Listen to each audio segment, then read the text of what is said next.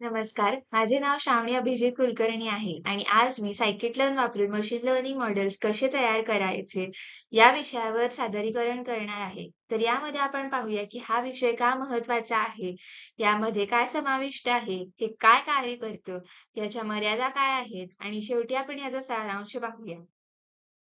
तर आता आपण पाहूया की सायकिट-लर्न का महत्त्वाचे आहे.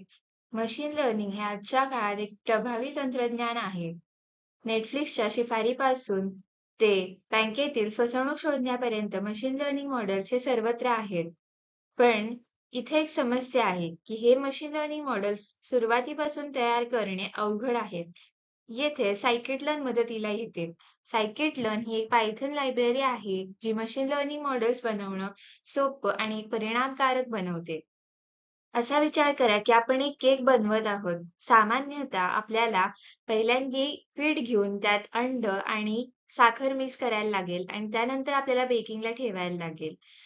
पण सायकिट-लर्न हे एक रेडीमेड केक मिक्स सारखं आहे. ते आपल्याला एक बेसिक रेसिपी देतं. त्यात आपण आपला डेटा मिक्स केला की आपल्याला हवे ते परिणाम आपल्याला मिळतात. तर सायकिट-लर्न म्हणजे काय? तर ही एक open source machine learning library आहे. यात MLच्या भरपूर अल्गोरिदम्स उपलब्ध आहेत, जसे की क्लासिफिकेशन म्हणजे जर आपल्याला स्पॅम आणि नॉन स्पॅम ईमेल डिटेक्ट करायचा असेल, तर तिथं क्लासिफिकेशनचा वापर केला जातो. रिग्रेशन जर आपल्याला घराच्या किमती प्रेडिक्ट करायच्या असतील, तर तिथं रिग्रेशन वापरलं जातं. नंतर क्लस्टरिंग म्हणजेच ग्राहकांचा एक गट तयार करणे त्यांच्या आवडी-निवडीनुसार इथे क्लस्टरिंग वापरलं जातं. त्यानंतर डायमेन्शनॅलिटी रिडक्शन म्हणजेच मोठ्या डेटाला साधं करणे. नंतर सायकिट-लर्न वापरून मशीन लर्निंग मॉडेल्स बनवण्याची पद्धत, प्रोसेस ही या फ्लोचार्टनुसार असते. पहिलं तर आपण आपला डेटा सेट हा लोड करतो. त्यानंतर तो प्री प्रोसेस करतो. प्री प्रोसेसमध्ये आपण जे नल किंवा मिसिंग व्हॅल्यूज असतात ते आपण हँडल करतो. नंतर तो डेटा आपण ट्रेन आणि स्प्लिट डेटा सेट्स या 2 सेट्समध्ये विभाजित करतो. नंतर आपल्याला एक मॉडेल चूज करायला लागतं आपल्या डेटा सेटला ट्रेन करण्यासाठी. तिथे पुढे जाऊन आपण मग ते प्रेडिक्शन करतो आपल्या डेटावर आणि नंतर त्याचा परफॉर्मन्स इव्हॅल्युएट केला जातो. म्हणजेच ते किती ॲक्युरसी देते, किती प्रिसिजन देते असं. आता आपण ह्याचं एक्झाम्पल घेतलं तर जर आपल्याला प्रेडिक्ट करायचं असेल की जो विद्यार्थी आहे तो पास होईल किंवा फेल होईल.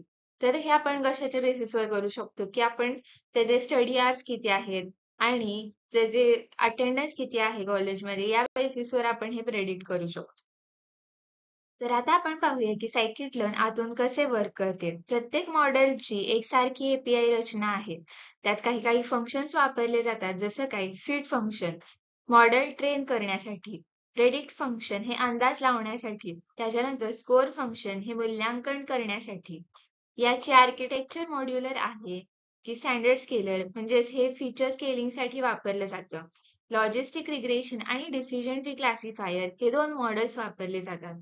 ॲक्युरसी स्कोर आणि कन्फ्युजन मॅट्रिक्स हे मूल्यांकन करण्यासाठी वापरले जाते. तर याच्या वर्कफ्लोचं उदाहरण घ्यायचं झालं तर आपल्या या कोडमध्ये दाखवल्यानुसार पहिल्यांदा आपल्याला डेटा सेट लोड करायला लागतो. इथं आपण इरिस डेटा सेट वापरला आहे. त्यानंतर आपल्याला ट्रेन आणि टेस्ट सेट्समध्ये आपला डेटा सेट विभाजित करायला लागतो. त्यानंतर आपल्याला आपलं मॉडेल ट्रेन करायला लागतं. इथं आपण फंक्शन model.fit वापरून आपलं मॉडेल ट्रेन केलेलं आहे. त्याच्यानंतर model.predict वापरून आपण त्याच्यावर प्रेडिक्शन्स करतो. म्हणजेच अंदाज लावतो आणि त्यानंतर आपण त्याची ॲक्युरसी चेक करतो. तर यातील एक गोष्ट म्हणजे फक्त एक ओळ बदलून पण लॉजिस्टिक रिग्रेशन ऐवजी डिसिजन ट्री पण वापरू शकतो. ह्याचं एक उदाहरण घ्यायचं म्हणलं तर सपोज आपली ॲक्युरसी आहे 0.96 म्हणजेच 96%.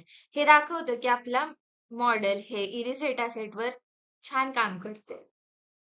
तर आता आपण पाहूया की सायकिट-लर्नच्या मर्यादा काय आहेत. जरी सायकिट-लर्नचे खूप फायदे असले तरीही त्याच्या काही मर्यादा आहेत. जसं की पहिलं म्हणजे हे डीप लर्निंगसाठी उपयुक्त नाही. डीप लर्निंगमध्ये टेन्सरफ्लो आणि पायटॉर्च हे जास्त प्रभावी पर्याय आहेत. दुसरं म्हणजे हे मोठ्या डेटा सेटवर काम करू शकत नाही. तिसरं म्हणजे ह्याला CPU वापरले जाते. GPU सपोर्ट ह्याला नसतो. म्हणूनच ट्रेनिंग करायला आपल्याला जास्त वेळ लागतो. त्याच्यानंतर डेटा प्री प्रोसेसिंग आणि कम्प्युटिंग हे मॅन्युअल करावे लागते. याचं उदाहरण घ्यायचं झालं तर जर आपल्याला इमेज रेकॉग्निशन साठी CNN ट्रेन करायचं असेल तर सायकिट-लर्न वापरून चालणार नाही. इथे आपल्याला टेन्सरफ्लो वापरणे जास्त उपयुक्त ठरेल. सारांश सांगायचा झाला तर सायकिट-लर्न हे मशीन लर्निंग मॉडेल्स तयार करण्यासाठी एक सोपं आणि लोकप्रिय लायब्ररी आहे. याचा वर्कफ्लो सांगायचा झाला तर तो असा आहे: load, pre process, split, train, predict आणि मग इव्हॅल्युएट. हे छोटे ते मध्यम डेटा सेटसाठी आणि पारंपरिक ML अल्गोरिदमसाठी अतिशय उपयुक्त आहे. जरी भविष्यात डीप लर्निंग वाढले तरीही सायकिट-लर्न प्रोटोटाइपिंग आणि रिसर्चसाठी कायम महत्वाचे साधन राहणार आहे. धन्यवाद.